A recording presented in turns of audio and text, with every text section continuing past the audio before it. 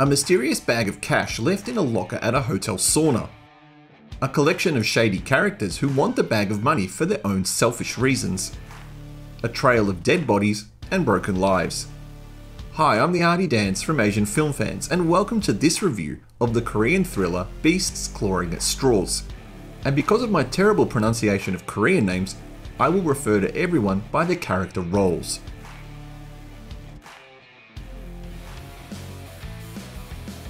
This movie is slightly convoluted, so let's try and unpack this.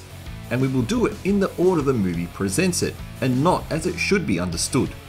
A down-on-his-luck man working at a hotel sauna discovers a bag of cash left in a locker. He lives with his wife and invalid mother in their old seaside restaurant. A man working at the ports is in debt to the local loan shark due to being a co-signature of a loan taken out by his missing ex-girlfriend. He thinks he found a man he can grift to pay back the loan, but a visit from the police scuppers that plan.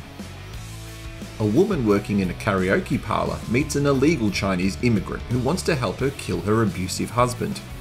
Her boss also wants to help her out of her violent predicament. There's quite a bit more to this, but to divulge more would mean we'd need to go into spoiler territory, and it's too soon in the video for that.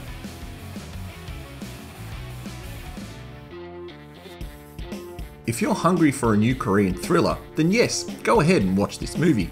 It's interesting enough and you'll be glued to the screen watching it until the end when it finally reveals the entirety of its true story. There's a questionable plotline with one character that, on reflection of the film, was quite frustrating to work out. There's a good chance I missed something, so I'll discuss it in the not so hot section, and please leave me a comment if my reading of the movie is incorrect. In usual Korean style, it's a very well crafted, well presented and stylish movie. The acting is solid and thankfully never veers into the usually melodramatic overacting that's common with most modern Korean films. I did particularly like how the director built up the empathy with the viewer over the down-on-his-luck sauna worker, how we're given an insight into his personal life and the struggles he faces, and how he tries to be a good person for as long as he can mentally hold out for.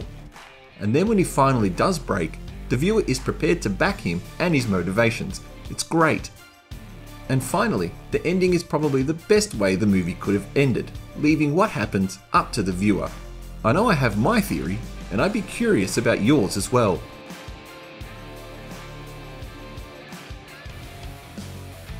Before we head into spoiler territory, there's just one thing I want to bring up, and it seems to be common in Korean films. There is a brief incident of animal abuse in this movie that doesn't need to be there. I understand the director wants to show how vile the particular character is, but please Korean filmmakers, enough with the animal abuse. Now onto the spoilers. Look out for the watermark, and when it disappears, there's no more spoiler talk. What is the motivation behind the boss ex-girlfriend character?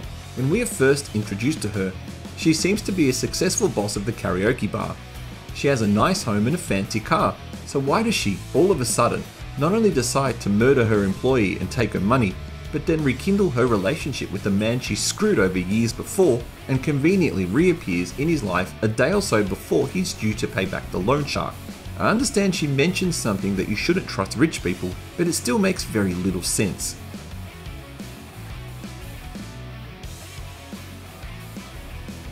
In the end, besides a few frustrations with the film, it's a solid thriller that will keep you entertained for the almost 2-hour runtime.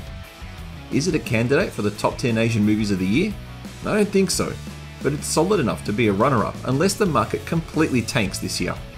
If you've seen it, what did you think? Thank you for watching this review. Please don't forget to press the like button and consider subscribing to support our channel.